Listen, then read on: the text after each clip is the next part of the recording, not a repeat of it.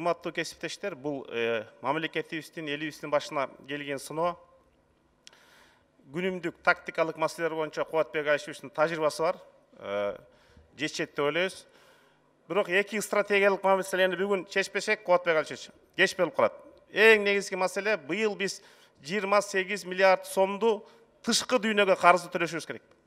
Ошол финансылык институтторго, Азия өнүктүрүү банкына, Дүйнөлүк банкка, ЭБРге биз азыр заявить этишибиз керек. Ушул карызды быйыл төлөй албайбыз, форс-мажор болуп калды. Кийинки ар жылдырганга деп. Ошондо 28 миллиард сом бошосо, о ички кесепетти жогонго кетет. Эгерде аны чече албасак, калганын баарын чече албайбыз. Экинчи, өнүгүп келе жаткан өлкөлөргө бүткүл дүйнөлүк саламаттык сактоо уюму ВОЗ жардам берет.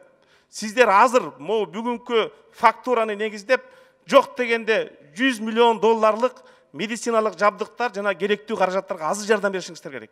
Декабрда кеч болуп калат, алар бөлөк өлкөгө жардам берип коет. Ушул эки стратегиялык маселени чечсеңиздер, калганы күнүмдүк маселени бюджетке алып келесиздер, өзгөртүү киргизебиз. Биз айтып аткан маселе азыр биз билбейбиз зыяны канча.